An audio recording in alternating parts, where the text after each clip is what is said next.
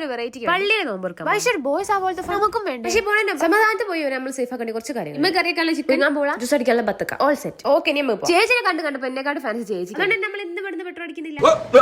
ഇത്രയും ധൈര്യം ഞാൻ എന്റെ ചാൽ ശോഭരാജ്യം മാത്രമേ കണ്ടിട്ടുള്ളൂ. ഇതൊക്കെ നമ്മളെ പറ്റിയെങ്കിലും വണ്ടി നോമ്പില്ലാന്നുള്ള കാര്യം നമ്മൾ മറക്കരുതല്ലോ. അതിനോട് ലക്ഷം പെട്രോൾ ആവാം. പൈസ ഉണ്ടോക്കില്ല 200 രൂപ ഫുൾ ടാങ്ക് അടിച്ചാൽ നോമ്പ് നോറ്റ് പോകണോണ്ടാണോ അറിയില്ല. എല്ലായിടത്തും തിന്നു കുടിക്കുന്ന സാധനങ്ങളെ കാണുള്ളൂ. ഹറാമിന്റെ നോട്ടം നോക്കുന്ന നീ ഇങ്ങനെ വല്ലതും കണ്ട അസ്തഗ്ഫിറുല്ലാഹ് അങ്ങോട്ട് പറയാം.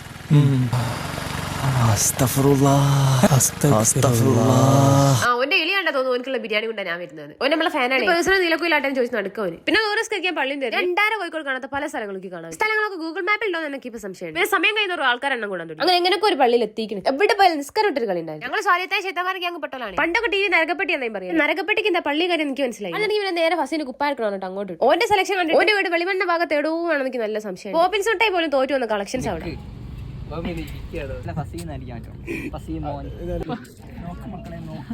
നോമ്പ ഇപ്പൊ എന്തെങ്കിലുമൊക്കെ പറയും. ഒരു ഉത്സവപ്പറമ്പിൽ ബലൂൺ എനിക്ക് ഓരോ സാധനങ്ങളാണ് ഇഷ്ടപ്പെടുന്നത്. ആണ് ഡ്രസ്സ് എടുത്തോണ്ട് ഇറക്കാൻ പറ്റ ഒരു പാടെ. ഇവിടെ പോയി ഇവിടെ പെണ്ണുങ്ങൾ നിസ്കരിക്കാനുള്ള സൗകര്യം ഇല്ല. നമ്മൾ നേരെ പോയി അടുത്തുള്ള പിന്നെ ടീം ആഡ് ഷൂട്ട് പോലെ ആഡ് എടുക്കാൻ പോയി.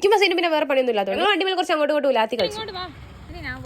വലിയ കാര്യമില്ല, വെറും ഷോ. എങ്കിലും ഒന്ന് ബാങ്ക് കൊടുക്കുന്ന സമയമാക്കി എടുക്കണ്ടേ. നേരെ അടുത്ത സ്ഥലത്ത് എല്ലാവരും എന്റെ ഫ്രണ്ട്സ്. എല്ലാവർക്കും ഫോട്ടോ എടുക്കണം ഒറ്റ നിർബന്ധം. അതിൽക്കൊന്നും എന്നെ മനസ്സിലായില്ലേ. തൊള്ളർന്നപ്പോൾ മനസ്സിലായി ഇതെല്ലാവരും ഫസീന്റെ ഫ്രണ്ട്സ്. നമ്മളെ ആശില്ലാണ്ട് എനിക്ക് രാത്രി പുറത്ത് പോകുന്നത് ചിന്തിക്കാൻ പറ്റുന്ന കാര്യമല്ല. കാരണം ഇപ്പോഴത്തെ നമ്മുടെ സിറ്റുവേഷൻ അങ്ങനെയാണ്.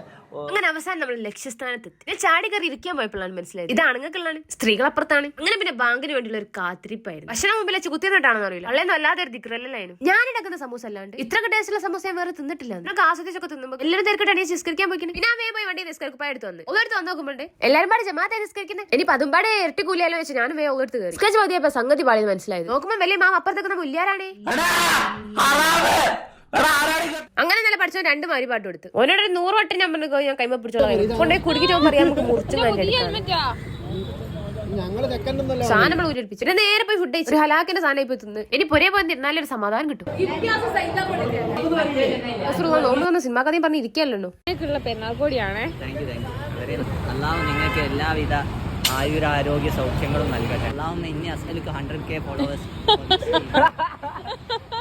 ഞാൻ ദിക്റ് ദുആ ഒക്കെ കഴിഞ്ഞു. നമ്മൾ ഫ്രണ്ട്സിനോട് ബൈ. നേരെ തിരിച്ചു. Okay bye.